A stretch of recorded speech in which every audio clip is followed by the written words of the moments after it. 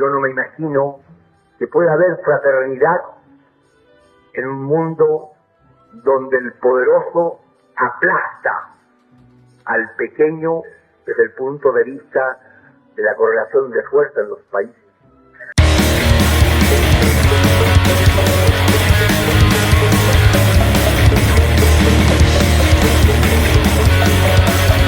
Hola, muchos saludos a todos y todas los escuchantes de Radio Resistencia.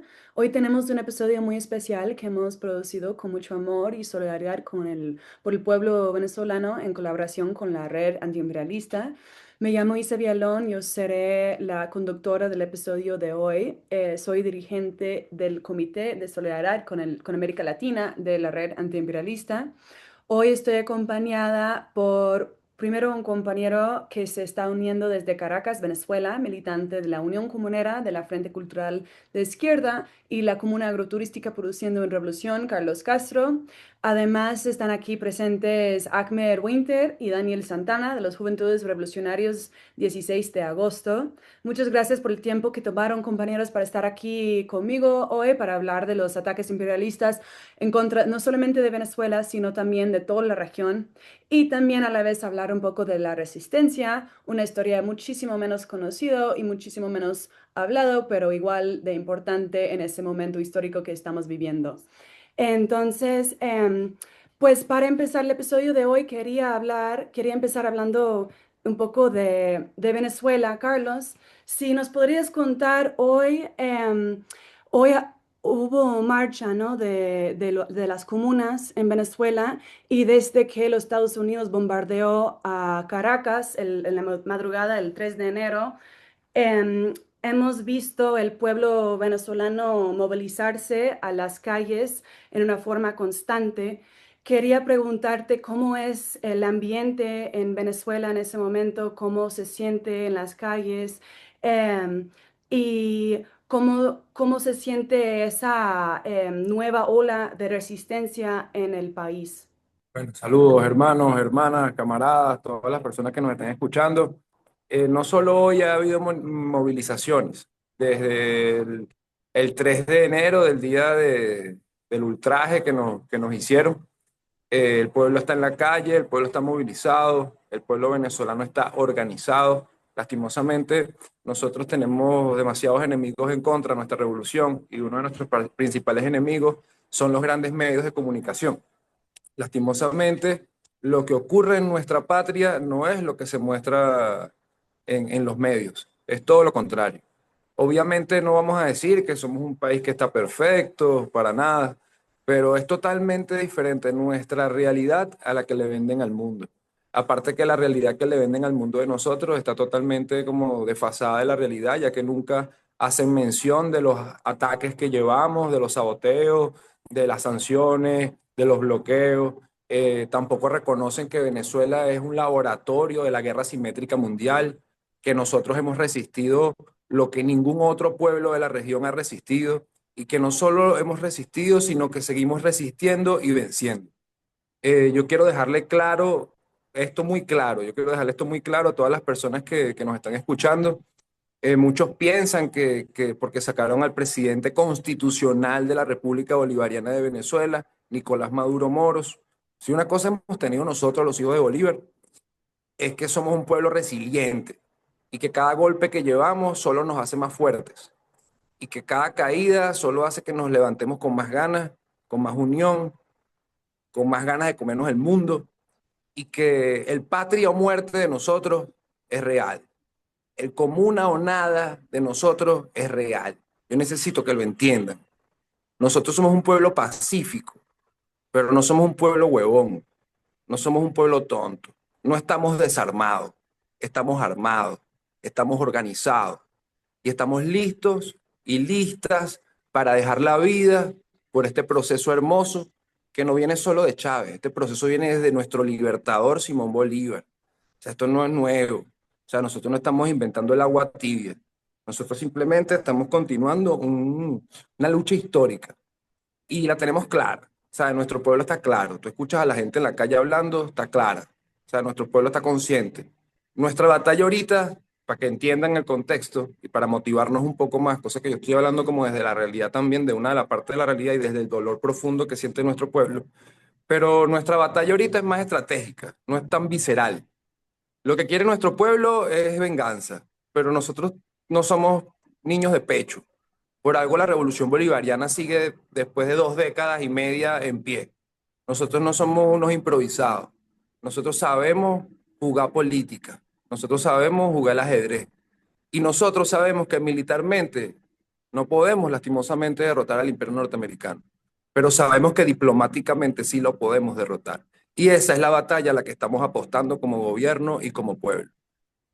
El nefasto presidente de Estados Unidos, que no es que sea muy diferente a los asquerosos que les anteceden, sino que él es menos político y es más evidente en su discurso cuáles son sus intenciones, pero tenemos que entender que él es simplemente la cara del aparato sionista que gobierna el fucking mundo. Él es simplemente una cara menos diplomática y que para nosotros los pueblos es favorable. Para nosotros los pueblos es favorable que Estados Unidos tenga un líder tan idiota como el que tiene, porque se evidencia ante el mundo sus verdaderas intenciones. Se evidencia. Ya hoy en día, el que siga apoyando al imperio norteamericano, yo creo que pudiésemos compararlo fácilmente con los que apoyaban a Hitler en su momento. O sea, yo creo que estamos llegando a un tiempo en donde el fascismo está teniendo un repunte, pero la izquierda también. Entonces, estamos en un contexto global bastante interesante. Si me hubiese preguntado hace unos días si el presidente Maduro iba a volver, yo te hubiese dicho que no. Pero como se está pintando el tablero internacional, como se están gestando las cosas, yo te aseguro, hoy en día, te lo aseguro, que nosotros veremos a nuestro presidente de nuevo aquí en Venezuela gobernando. Te lo aseguro, te lo aseguro. Y si se les ocurre matarlo, y si se les ocurre matarlo, que es la única opción que tienen para que él no salga, les va a ir mucho peor. Porque si ya lograron martirizarlo estando vivo, no me quiero imaginar lo que va a ocurrir si lo matan. Crearon de nuestro presidente un hombre que la historia había menospreciado, un hombre que la historia no le había dado el puesto que le merecía. Aquí manda es el gobierno, aquí manda el chavismo. Aquí seguimos en el poder nosotros. Aquí lo único que cambió fue que lastimosamente secuestraron a nuestro presidente. Hubo infiltraciones dentro de la Fuerza Armada que permitieron que esos malditos entraran sin que los radares y los defensas antiaéreos respondieran. Eso es mentira que ellos, como en las películas que entraron así, nosotros teníamos capacidad de respuesta.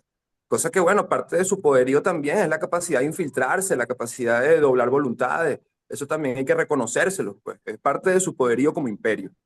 Pero eso es mentira de que tampoco que no hubo ni un herido, ya se están revelando vainas, ya están saliendo informaciones. Aquí hubo respuestas, a pesar de que no había, lo que había era balas, porque todos los sistemas tecnológicos estaban colapsados, no funcionaban, se les respondió a plomo. Soldados patriotas, heroínas y héroes de la patria que murieron en combate. Nosotros no podemos optar entre vencer o morir. No podemos optar, no es una opción. Nuestra opción es vencer. No hay más. La tenemos clara. La tenemos clara. Había una duda desde las bases, puedo decirlo ahorita. Había mucha incertidumbre. Si había habido una traición del alto gobierno. Había esa incertidumbre. Gracias a Dios, el alto mando del gobierno ha demostrado que no es así. Gracias a Dios. Porque nuestra revolución no depende de un gobierno.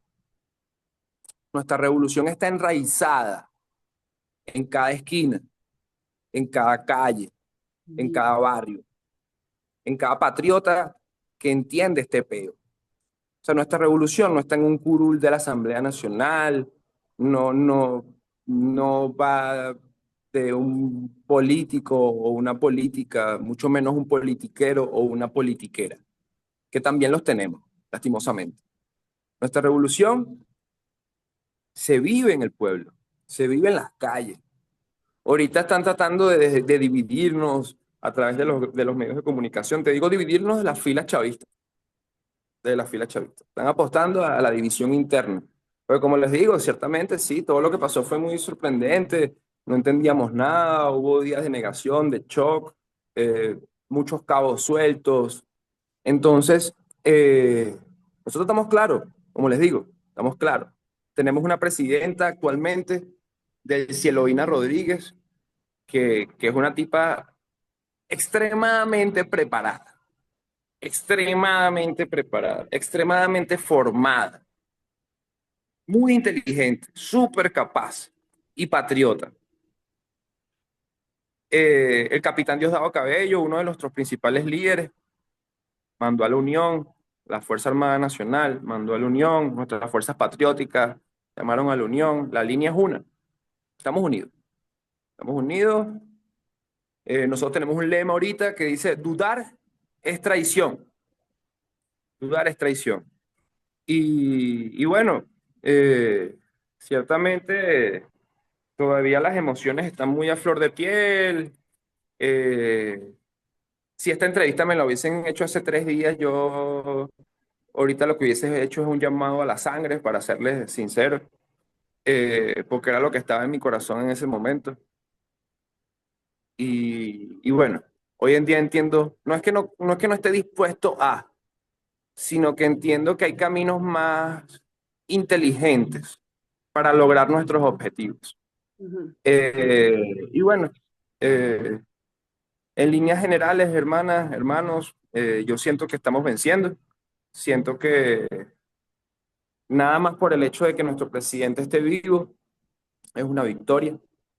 Ok, bueno, voy a preguntar a los compañeros en Panamá un par de preguntas. Ahí nos dejaste varios puntos que quiero, bueno, quiero desarrollar mejor, o sea, en más detalle, pero empezando con, creo que la cosa más importante que quiero que la gente que estén escuchando este podcast, que entiendan a partir de esta conversación, es qué está en juego en Venezuela en ese momento. Que no es una cosa que se trate de un solo hombre que fue secuestrado, que tampoco solo se trata de un pueblo digno, organizado, de base, y tampoco se trata de la región entera, sino se trata del mundo, del futuro de la humanidad. Y a lo largo del genocidio que hemos estado presenciando en Palestina, he escuchado muchas veces el discurso que se dice que en Palestina está en juego el futuro de la humanidad. Y ahora estamos viendo las consecuencias de lo que pasó en Palestina y cómo es que eso se ha desarrollado al nivel global. El capitalismo está en crisis y ahora lo importante, lo más importante es resistir con las uñas y con toda la convicción y por eso les admiro con todo el corazón, Carlos, y el trabajo que están haciendo allá en Venezuela. Porque ahora no es un momento para ser tibios, ahora tenemos que entender muy bien las consecuencias y muy bien qué es lo que eso podría llevar en el futuro para la humanidad.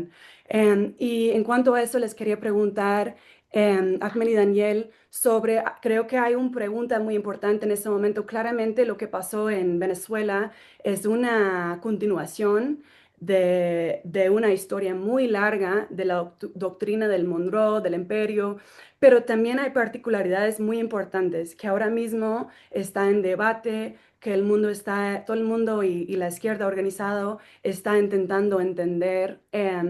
Y también dentro de todo eso hemos visto pues mucho discurso que compara lo que pasó en Venezuela el 3 de enero en la madrugada con la invasión a Panamá en 1989. Entonces quería que ustedes primero nos dan pues un recordatorio del memoria histórico, ¿no? Para que los escuchantes puedan entender qué pasó en Panamá en 1989. Em, y también quiero escuchar de ustedes qué vean en este momento que se ha cambiado en las estrategias y cómo se manifiesta el imperialismo estadounidense. Bueno, primero decir que estamos en total solidaridad con el pueblo heroico de Venezuela. Rechazamos categóricamente el secuestro del legítimo presidente elegido por el pueblo venezolano, el compañero Nicolás Maduro. Y sí, esta acción no solamente es una violación a la soberanía venezolana, sino que directamente atenta y amenaza con toda la soberanía y toda la autodeterminación de los pueblos de nuestra América y del mundo. Nosotros podemos decir que Venezuela ahorita mismo ha sido la puerta que ha desencadenado que posibles invasiones que se pueden dar. Están amenazando con invadir Groenlandia, están amenazando con invadir México, están amenazando a Colombia, Cuba. a Cuba.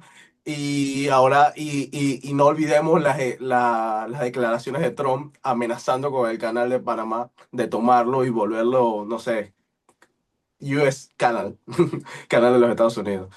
Eh, Coincido bastante con Carlos. Trump no es distinto moralmente a los demás políticos. Trump ahora simplemente es un monstruo que enseña mejor sus dientes. Y, y nos duele mucho ver que quizás hay panameños que no conozcan su historia. Hay panameños que desconozcan todo el dolor que sufrieron las familias del barrio del Chorrillo, que murieron quemadas por las bombas norteamericanas, por las bombas gringas, y, y que se incendiaron sus casas. Es doloroso que panameños no recuerden eso y estén a favor de una invasión como la que está pasando en Venezuela, una injerencia como la que está pasando en Venezuela, y la disfracen de liberación. Ni en Panamá en el 89, ni en Venezuela en el 2026 es una liberación. Quieren condenar a nuestros pueblos a su proyecto neocolonial, quieren condenar a nuestros pueblos a sus intereses, quieren saquearnos, quieren el canal, quieren el petróleo, y así van a hacer con todos los pueblos, porque están entrando en crisis y su única forma de solucionar su problema es la expansión. Y creo que es un poco de las autoestimas que nosotros construimos con los pueblos, de entender de, hey, no somos un patio trasero. Nadie tiene que solucionar nuestros problemas. Si tenemos problemas, los solucionamos nosotros. A través del diálogo, a través de todas las formas. Pero los solucionamos nosotros, porque son nuestros problemas, no los problemas de los gringos. Y nadie se tiene que meter. Yo también quería decir que hoy, hace unas horas, estuvimos en un acto de solidaridad con Venezuela. Estuvimos repudiando en la Embajada de los Estados Unidos, la embajada genocida, eh, y, y solamente veíamos con mucha pena cómo panameños uniformados de policía estaban defendiendo esa embajada, cuando al final ellos fueron los mismos que no se pusieron el uniforme para defender la soberanía nacional en el 89. Isa, tú preguntabas qué considerábamos nosotros que ha cambiado en la estrategia. Personalmente creo que nada es muy distinto. Primero tenemos que entender el contexto en el que en el 89 se invade Panamá. Teníamos en el poder a el general Manuel Antonio Noriega, que para todos es bien sabido que era una ficha de la CIA en Panamá, y que viene a reemplazar una figura que era la de Omar Torrijos, que si bien es cierto, muchas personas no reivindican, pero es importante entender que Torrijos rompe por primera vez en la historia panameña con la oligarquía en el poder. Entonces, la oligarquía panameña perdió el poder, el control político del país. Al morir Torrijos, llega el ascenso de Noriega, esta figura que es una ficha de la CIA, y empiezan a vincularlo a temas de narcotráfico. A diferencia del caso de Venezuela, Manuel Antonio Noriega sí servía para Estados Unidos para traficar droga y financiar a los contras. Una vez ellos pierden el control de Noriega, empieza esta campaña de que hay que intervenir Panamá. Pero esta campaña también se ve acompañada de la oligarquía panameña, apátrida y entreguista, como lo ha demostrado toda nuestra historia desde 1903, anticomunista, y se empiesa una Hermana de la campaña. nuestra. oligarquías al fin y al cabo.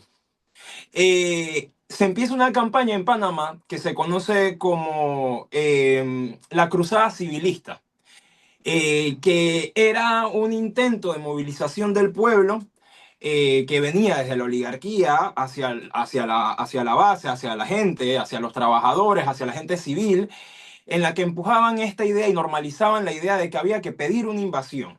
Entonces, durante meses, así como pasó en Venezuela hace unos días, durante meses veníamos escuchando esta bulla, vamos a hacerlo, vamos a hacerlo. Durante meses, muchos empresarios estuvieron utilizando a sus trabajadores aquí, permitiéndoles en sus horas de almuerzo bajar con pañuelos blancos a ser parte de esta cruzada civilista que le pedía al ejército más grande del mundo que viniera a invadirlos para sacar a su propia ficha de aquí adentro. La estrategia no ha cambiado mucho. Narcotráfico, utilización de la oligarquía para normalizar la opinión tanto en el pueblo como afuera. Control mediático. Control mediático, no solamente al interno, sino también hacia afuera. Ha cambiado tan poco que incluso utilizan la misma fecha en la que capturaron a Manuel Antonio Noriega en Panamá. Y esto no lo podemos pensar como una cuestión aleatoria, es una cuestión simbólica. El 20 de diciembre de 1989 representa para los panameños con conciencia el perfeccionamiento del proyecto neocolonial, neoliberal e imperialista en Panamá. ¿Y qué representa usar el 3 de enero para capturar a Nicolás Maduro, así como hicieron el 3 de enero del 90 con Manuel Antonio Noriega? Representa esa reafirmación a todos los pueblos, ese recordatorio a todos los pueblos. El que no se alinee con nosotros, esto es lo que sucede. Sucedió en el 89, sucedió en el 2026 y volverá a suceder cada vez que nosotros lo consideremos. Entonces, nos damos cuenta de que en verdad las cosas no han cambiado mucho. Como comentaba Daniel, nos entristece que a pesar de que las cosas no han cambiado, la memoria histórica no está fuerte, sobre todo en el pueblo panameño, lastimosamente. Producto de esa invasión, se han cambiado pensum escolares, se ha tratado de hacer un borrado histórico. En este momento tenemos, por ejemplo, en Ciudad de Panamá, un alcalde sionista y gringuero. El día 9 de enero, por ejemplo, en Panamá se conmemora la gesta histórica de los mártires de 1964. Estudiantes de escuelas y universidades públicas fueron a izar la bandera panameña en la zona del canal y cuando llegaron a la zona, nuestra bandera en nuestro territorio fue rasgada por gringos. Y Panamá rompe históricamente relaciones con Estados Unidos. Históricamente ese día ha sido tomado como Día de Duelo Nacional, De la dignidad. Día de la Dignidad y la Soberanía Nacional, y por una cuestión tradicional se prohíbe la venta de licor, que para muchos es un problema tal vez conservador, qué sé yo, pero es una forma de mantener tal vez esa memoria histórica, porque desde la década del 50 en adelante, en Panamá existió un movimiento que exigía menos cantinas y más escuelas. Entonces no podemos pensar que el implementar lo que denominamos como ley seca, la prohibición de la venta de licor, es una cuestión ajena al movimiento social. Es una cuestión que responde a realidades que se exigían en nuestro país.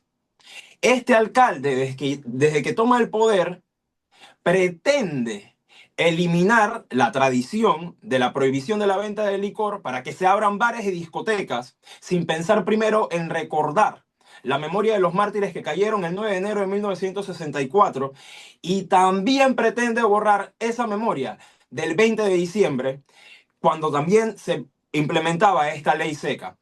Entonces, entendemos que políticamente hemos sido también producto de un trabajo de falta de educación, de personas que han llegado al poder, que responden a esa oligarquía apátrida y gringuera que siempre ha tenido el poder y que lo perdió únicamente mientras el general Torrijos estaba en el poder. Entonces, como decía Daniel, nuestra solidaridad con el compañero Carlos, con todo el pueblo venezolano, nosotros rechazamos esta acción imperialista. Panamá es un pueblo que siempre ha tenido una profunda conciencia imperialista. A nosotros como revolucionarios nos toca hacer un trabajo para ver de qué forma la rescatamos. Y mientras nosotros estemos aquí, vamos a seguir haciendo ese esfuerzo para que esa conciencia antiimperialista vuelva a surgir no solamente en pro de nuestra historia, sino en pro de la historia de los pueblos de Latinoamérica y del mundo entero. Yo quisiera agregar que cuando nos invadieron y luego se pone el gobierno entreguista de Endara, Ford y Galimani, Endara, Ford y Arias Calderón. Es correcto.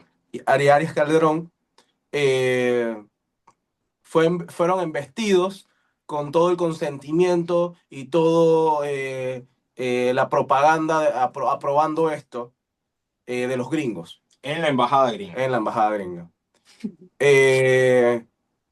Y desde ahí hemos tenido una crisis de de todos los gobiernos para acá, donde son los gobiernos que han entregado la soberanía y la dignidad nacional.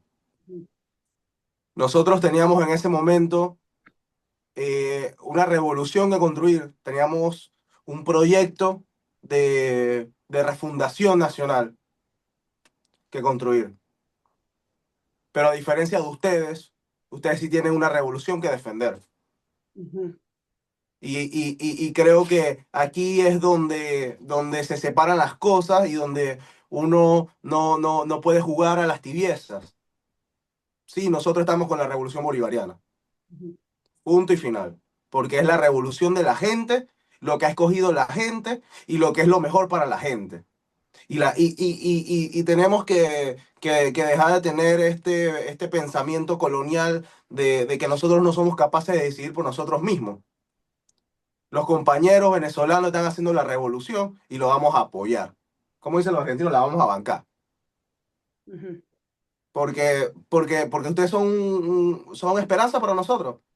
Son esperanza para nosotros. Ujú. Eh, no me queda más nada que decir que eh, lo primero que pensé cuando estaba viendo las noticias de la madrugada de que estaban invadiendo era la idea de mi familia. Dice que yo no tenía idea que Maduro tenía vicepresidenta.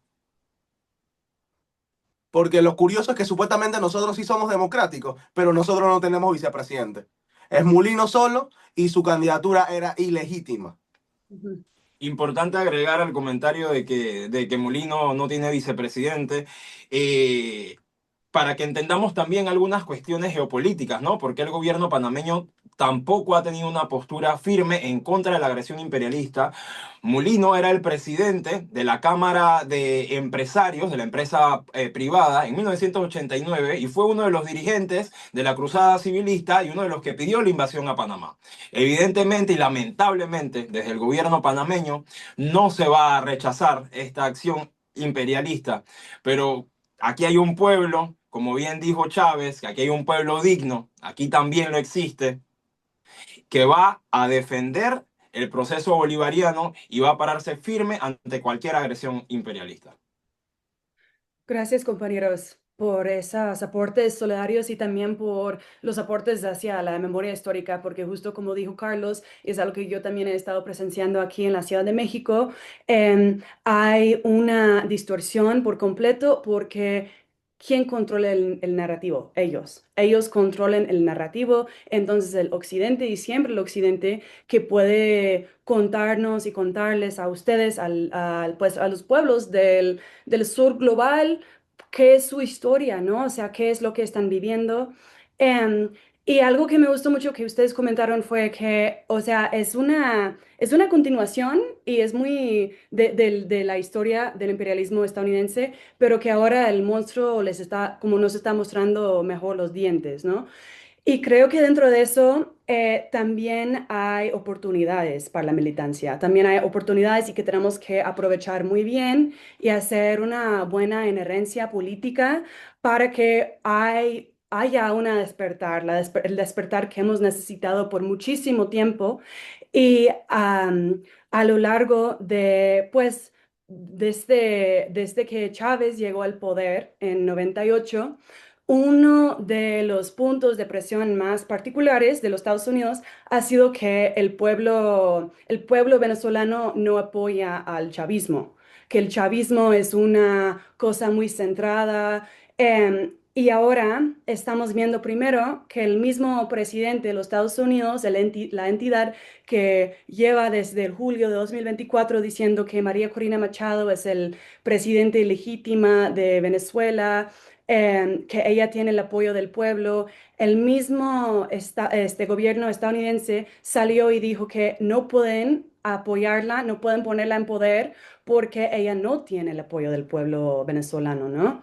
Y también con eso hemos visto cómo es que secuestraron el presidente Nicolás Maduro, pero la revolución sigue en marcha.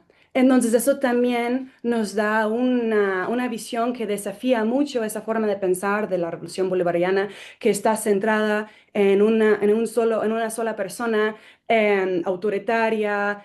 Y quiero escuchar de vos, Carlos, si nos puedes contar un poco, pues, del movimiento comunero y cómo es que la lucha y la revolución bolivariana está aterrizada dentro de los pueblos, cómo es que está encabezado por los mismos pueblos y cómo se ve eso y qué es la importancia de eso al nivel de la organización productiva, política, social y también al nivel de la subjetividad, porque algo como estadounidense que ha tenido la oportunidad de ir a Venezuela, algo que siempre me impresiona y algo que también mencionaste es que el pueblo venezolano tiene una conciencia política muy clara y en ese mundo donde los Estados Unidos y las clases capitalistas transnacionales controlan la narrativa, eso es algo muy único y para mí es algo muy importante también para proteger y defender.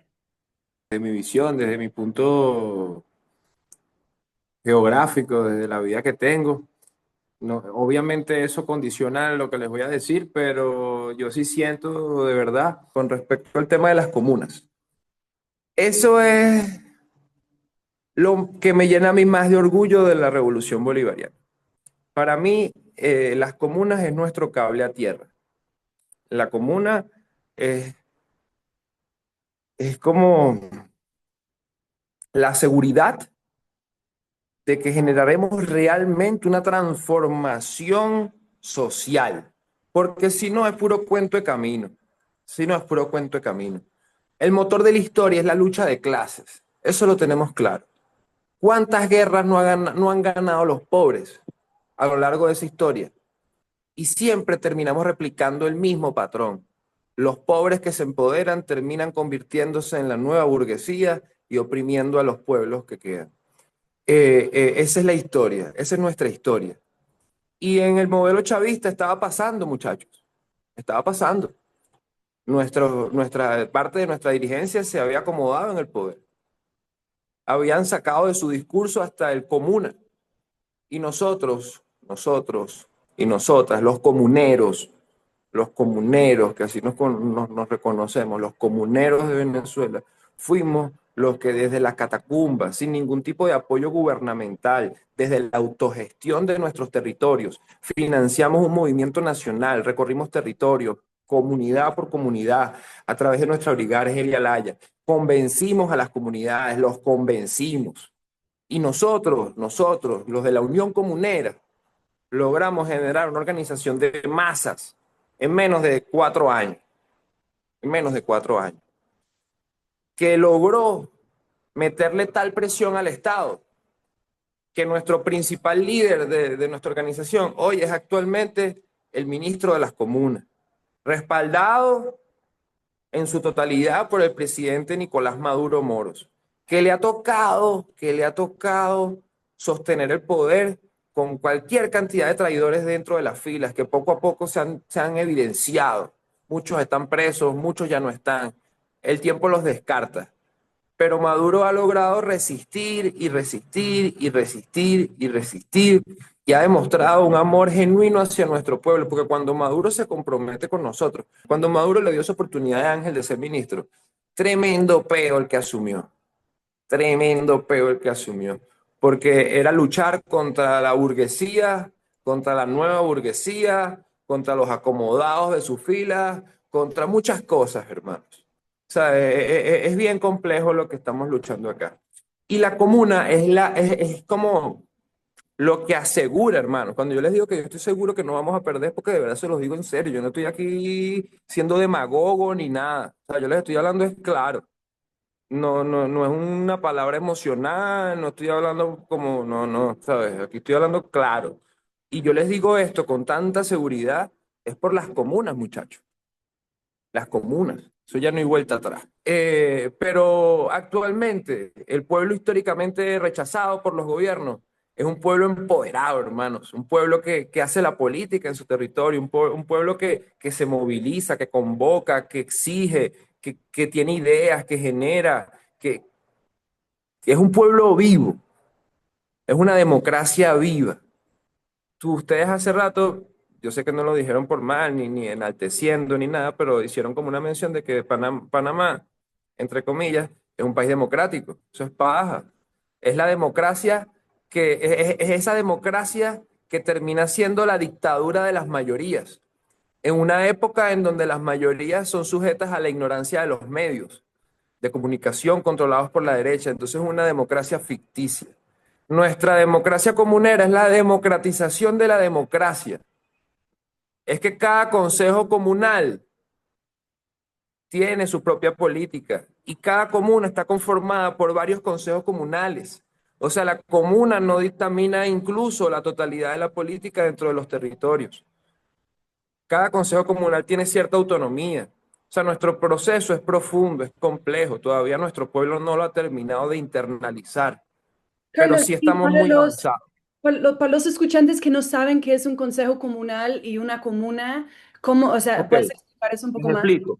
Un consejo comunal se consolida a través de un territorio rural, puede ser, o barrial, a partir de 25 familias.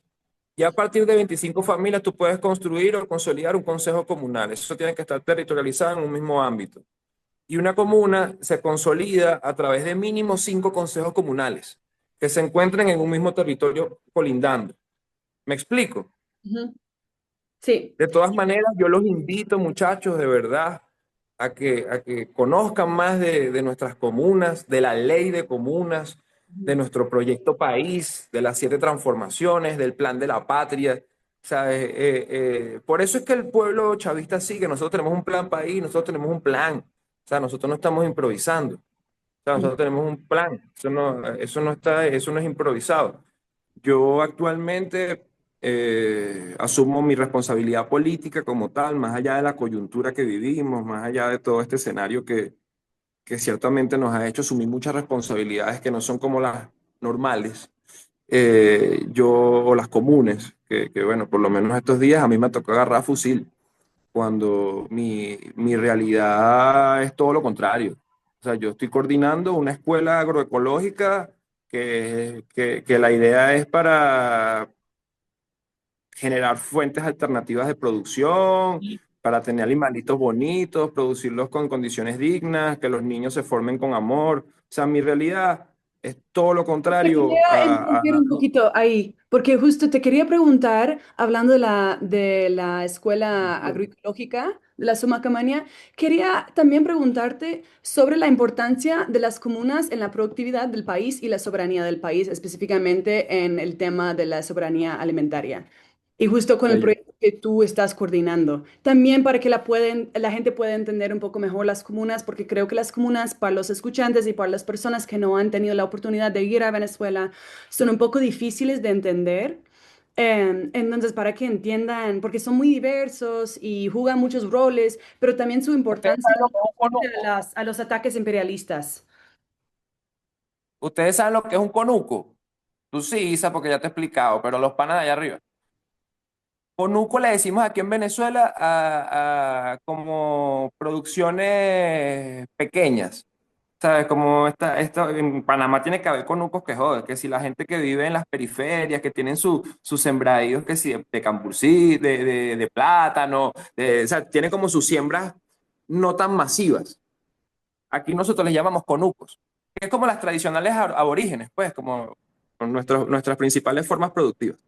Venezuela, cuando la hambruna, cuando el año 2015, 2016, 2017, mediados del 18, cuando las sanciones económicas se incrementaron, hubo una sequía súper fuerte, las empresas internacionales se fueron todas, las nacionales que estaban en conspiración con ellos también nos abandonaron. O sea, nos dejaron prácticamente que nos muramos de hambre, pues, literal. Ese era el plan, que nos muriéramos de hambre y que la misma desesperación de nuestro pueblo hiciera que nosotros mismos sacáramos al gobierno. Ese era el plan, esa fue la estrategia. Matarnos de hambre. Incluso ya hay estadísticas comprobadas, los insisto, y no son venezolanos, son hasta de estudios norteamericanos, donde hablan de más de 40.000 muertos venezolanos generados a través de las luchas coercitivas y de las sanciones y de los bloqueos. 40.000 aproximadamente. Pudieran ser muchos más, porque no estamos contando la gente que se ha muerto de ACV, de infarto, que sufre de tensión, de depresión, de los suicidios, etcétera. O sea, están dejando muchas muertes por fuera. Eh, y nosotros logramos superar eso. Primero porque había una conciencia clara de que toda esa mierda, o sea, no todos, pues, porque obviamente muchos de los que se fueron hablando pendejadas de que todo eso es culpa de Maduro, porque cayeron en la trampa, o sea, cayeron en el juego imperialista.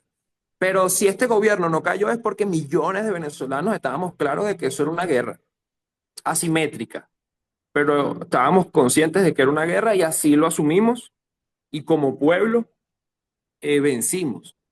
Nosotros nos alimentamos a través de las producciones locales de conucos, de los pequeños productores, de los que producen yuca, de los que producen okumo, de los que producen ñame, que son rubros que no se producen en escala macro, nunca.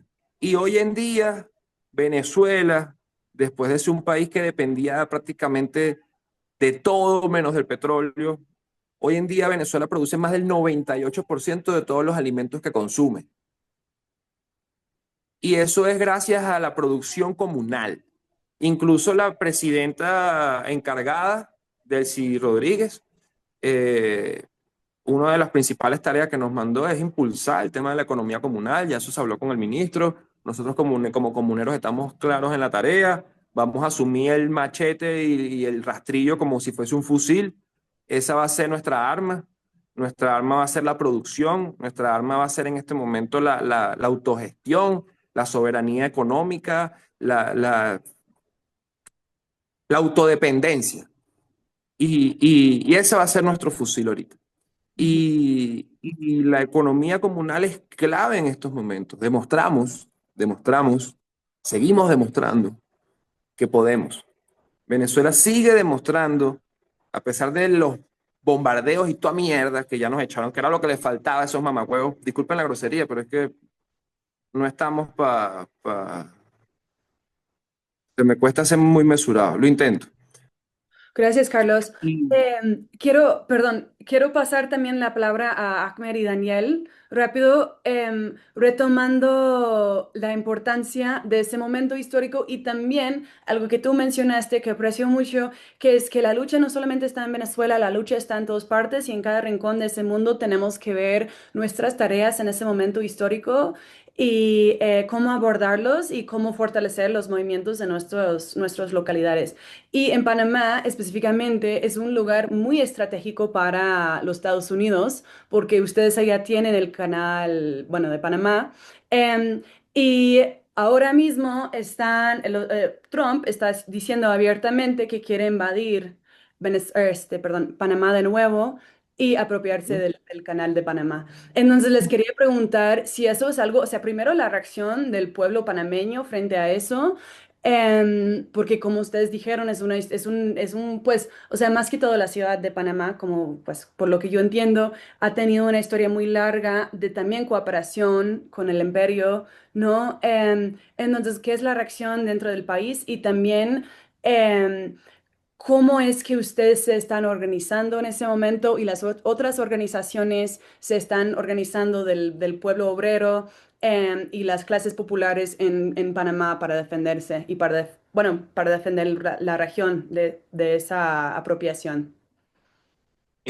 Como te decía hace un rato, es muy similar la situación ante las amenazas a nuestra soberanía cuando las comparamos a la reacción del panameño, de las mayorías, digamos, o de lo más visible, cuando lo comparamos con la agresión a Venezuela, ¿no?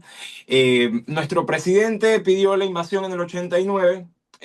Ha firmado acuerdos de entendimiento con los gringos para pasos de buques por el canal, entrenamientos conjuntos con las fuerzas policiales. Tenemos un alcalde sionista y gringuero que habla en un inglés perfecto que ninguno de nosotros maneja. Y eso también es reflejo, ¿no? de nuestra sociedad. Pero nosotros entendemos que eso es producto de un trabajo ideológico que lleva por lo menos 3 décadas andando. Entonces nosotros como organizaciones también entendemos que tenemos que hacer un trabajo ideológico. Ahora más que nunca. Bien decías tú, Isa, que estas coyunturas generan preocupación, sí, pero también oportunidad. Me parece que la visión de la mayoría de las organizaciones, que muchas veces no necesariamente caminamos juntas, pero sí caminamos hacia la misma dirección, ha sido hacer una lectura amplia de todas las situaciones sociopolíticas que estamos viviendo en el país. Nosotros en el 2023 atravesamos una coyuntura importantísima, la más grande en las últimas 2 décadas y tanto, 3 décadas, que fue en contra de la minería. Eh, a principios de este año tuvimos una lucha muy importante que fue en contra de una ley que pretende aumentar la edad de jubilación, bueno, no que pretende aumentar, que aumentó la edad de jubilación y disminuye el monto de nuestras pensiones, eh, arrojándonos a un sistema de capitalización individual y que nos va a garantizar solamente una vida más miserable. Además de eso, también tenemos las amenazas a nuestra soberanía y a toda la región. Y lo que hemos hecho la mayoría de las organizaciones es una lectura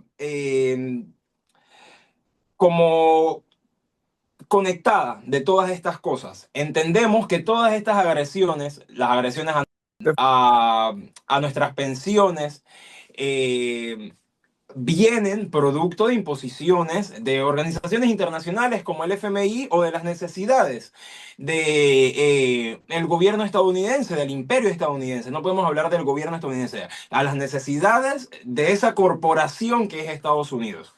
Entonces, nosotros entendemos que nuestro trabajo es empezar a reeducar a la gente, a recordarles esa memoria histórica, a recordarles por qué debemos ser solidarios con Venezuela en este momento más que nunca, a recordarles esa memoria histórica del 9 de enero de 1964, a recordarles ese proceso que también rompió con la potencia más grande del mundo y nos devolvió el canal.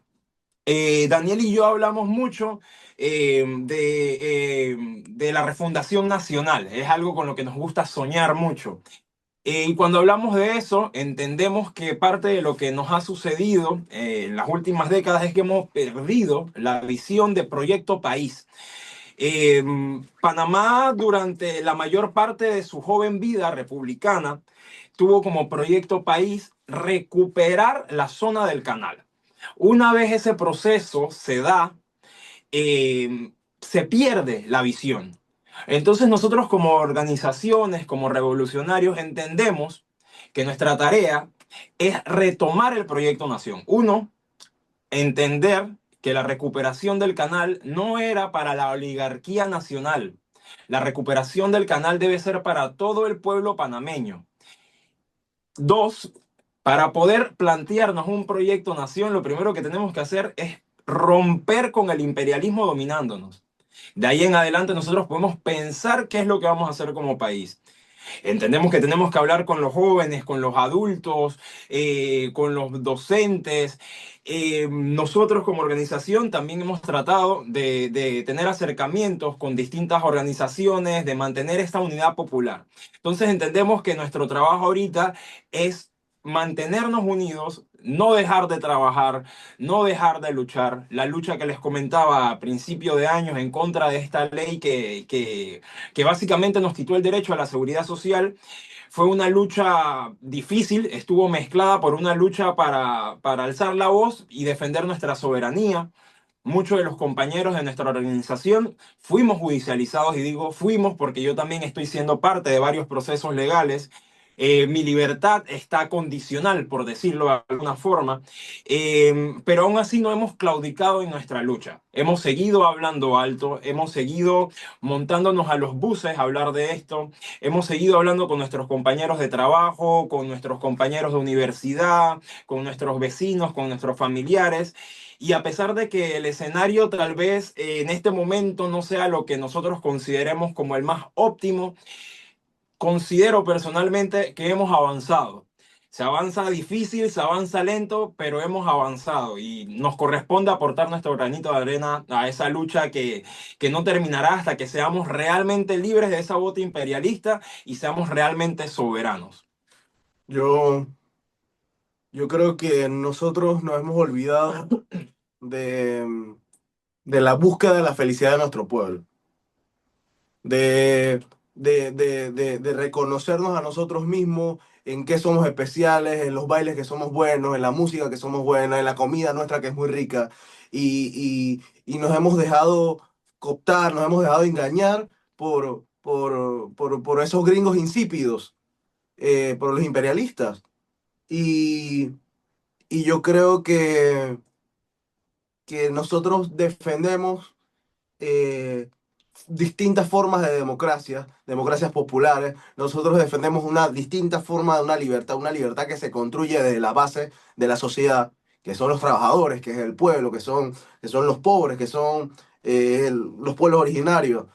Y, y yo creo que en lo personal, para Daniel, Venezuela, Venezuela revolucionaria, es un ejemplo de felicidad para nuestro pueblo. Nadie me echa cuento. Yo fui y yo vi que en las comunas se construye otra cosa.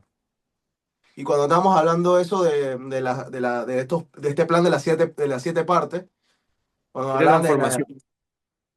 ajá, de la democracia, y hablaban de que es que lo, lo- la, los liberales se encuentran frustrados con la democracia representativa. Unos más progresistas hablan de, de la democracia participativa, pero es que aquí vamos a hablar de la democracia protagónica. Y a mí me voló la cabeza absolutamente eso, porque yo dije, es que la gente tiene derecho a construir su destino. Esta revolución generó personajes enigmáticos y que nosotros celebramos como figuras dignas de seguir, como Chávez, como es Cuba con Fidel, como es el Che para todo el mundo, como es ahorita mismo el compañero Maduro que anda resistiendo. Pero la revolución no es de ellos, la revolución es de toda la humanidad. Entonces, yo vi que en esencia ustedes estaban condenados a salir victoriosos de ahí por las comunas. De verdad, yo creo que esto es lo que mejor podemos resumir esta conversación. Están condenados a salir victoriosos porque construyen desde abajo. Entonces, yo estoy Y esa encantado es con la Venezuela. visión, hermano. Que es de abajo hacia arriba y no Ujú, de arriba hacia abajo. ujú, Y buena la conversa. Me gustaría que más allá de esto, eso pudiese ser una cosa que es complejo. Nosotros lo hemos intentado, dice yo, pero sí sería cómo mantenemos comunicación como más directa. Es importante moralizarnos, es importante hacer trabajos conjuntos. Pero yo quisiera darles un consejo, según la experiencia nuestra Y no solo desde la Revolución Bolivariana, sino mía propia desde mi militancia particular. Ustedes vienen de la universidad, ¿verdad? Ok. Mi organización de cuadros viene de la Universidad Central de Venezuela. Es una organización que nace en la Universidad Central. Nosotros nacimos también como un movimiento revolucionario intelectual de izquierda que al salir de la universidad nos dimos cuenta que nos quedamos sin territorio y que un movimiento que no esté territorializado no construye nada. Entonces es importante, muchachos, la territorialización de la política. Es clave, es clave. La territorialización de la política. Es mucho más viable, para que lo tengan como presente según nuestra experiencia, es mucho más viable generar estas condiciones en primera instancia en sectores más rurales. Sectores, es mucho más viable, porque hay como más voluntad de la gente, están menos permeados por el sistema capitalista, están más abiertos a escuchar, es mucho más viable la construcción de las comunas en las periferias que en las grandes metrópolis. Entonces, en estas zonas del país, en la parte de la ciudad es muchísimo más complejo construir la comuna, ya que hay mucha distracción, hay muchas fuentes de empleo capitalista, está el internet a diestra y siniestra, es mucho más complejo captar las voluntades, ya que el tema del convencer es un enorme reto. Y yo no sé de quién es esta palabra, pero se las voy a compartir, pues no es mía, no es mía, o sea, yo la leí en algún momento y la adopté para mí, que dice que la palabra atrae, pero el ejemplo convence. Entonces, esa es nuestra arma. Esa es nuestra arma, el ejemplo. Porque nuestro discurso es muy poco probable que convenza, muy poco probable. Por más que tengamos la razón, por más que tengamos la razón. Es muy difícil convencer con discursos, porque mientras nosotros hablamos media hora con el pana y capaz hacemos que se cuestione ciertas cosas, cuando él llega a su casa y se pone a ver televisión o se mete en internet y tal, recibe un bombardeo de horas de gente especialista que les va a decir todo lo contrario a lo que les dicen ustedes. Entonces, para ustedes demostrar que, que, que lo que ustedes están planteando o lo que nosotros estamos planteando es posible, tenemos que demostrarlo. Y tenemos que demostrarlo con autogestión. Tenemos que demostrarlo con economía. Porque mientras, o sea, el que pone la plata pone las reglas del juego, muchachos. El que pone los reales pone las reglas. Entonces ustedes como organización política tienen que buscar formas de conseguir ser autogestionados y que debemos unirnos, ¿no? Unirnos a pesar de las contradicciones, unirnos a pesar de las diferencias que van a existir. Nosotros aquí en Venezuela tenemos 25 años de proceso revolucionario y existen 1 millón de contradicciones dentro de las filas chavistas, hermano, 1 millón. No te digo una, dos o tres, ¿sabes? Existen miles de contradicciones dentro de nuestra fila, pero hay un objetivo claro, hay un objetivo claro. Y las contradicciones durante el transitar se irán transformando, pero el camino es el camino. Dudar es traición, dudar es traición, ¿sabes? El camino es el camino y me pareció bien bonito y creo que desde mi humilde opinión, muchachos, desde mi humilde opinión, me gusta eso del proyecto país que ustedes plantean en Panamá, necesario, necesario, porque no tienen, porque fue borrado, porque así tenía que ser. Entonces, tener un proyecto país es lo primero. Somos los mismos, somos los mismos. O sea, la historia nuestra es, esta ataque que nos hicieron a nosotros también se lo hicieron a ustedes. Ujú. Véanlo así, así fue. Verlo diferente es no entender el peo. O sea, verlo diferente es no entender el peo. Ahora, prepararnos. Este año va a estar súper turbio. Este año va a estar súper, súper, súper movido, muy movido. Que ir dentro de poco. No puedo seguir mucho la llamada. Ok, sí, justo, eso es lo que sí, iba a decir. Que bueno, ya llevamos casi 2 horas, entonces, pues gracias por esas palabras, esa claridad política, Carlos.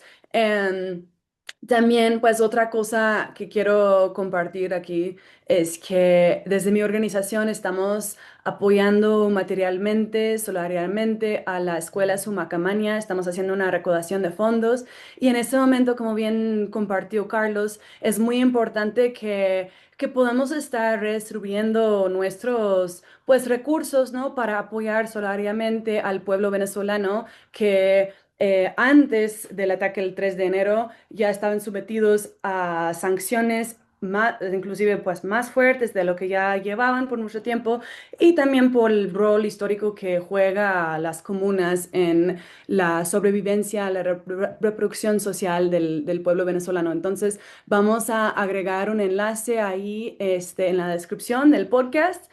Y antes de que terminamos, no sé si Ahmed y Daniel, si quieren nada más, sí, como darnos unas palabras para terminar. Una vez más, solidaridad con todo el pueblo venezolano. Expresamos nuestro apoyo al proceso que está atravesando Venezuela y que vienen atravesando hace más de 20 años. Un proceso que busca la felicidad de los pueblos y que representa una esperanza no solamente para América Latina, sino para el mundo. El proceso venezolano es importante para nosotros y nos recuerda que todavía hay pueblos dignos que se paran duro frente al imperialismo yanqui. Y de mi parte no me queda mucho más que decir que váyanse al carajo, Ya. yanquis de ¡X de mierda. mierda! A huevo, compañeros. Muchas gracias por tomar el tiempo para contarnos de, bueno, de la situación en Venezuela, de la coyuntura ahí en Panamá. También está, bueno, les mando a ambos pues muchísimo amor y solidaridad desde la Ciudad de México, desde la red antiimperialista y hasta la victoria siempre, ya saben. Venceremos. Nosotros vamos a ir para adelante, nosotros vamos a vencer, nosotros no sé cómo coño vamos a hacer, pero les aseguro que vamos a ganar. Sí. Patria o muerte, venceremos. Venceremos. Uno Venceremos. nada.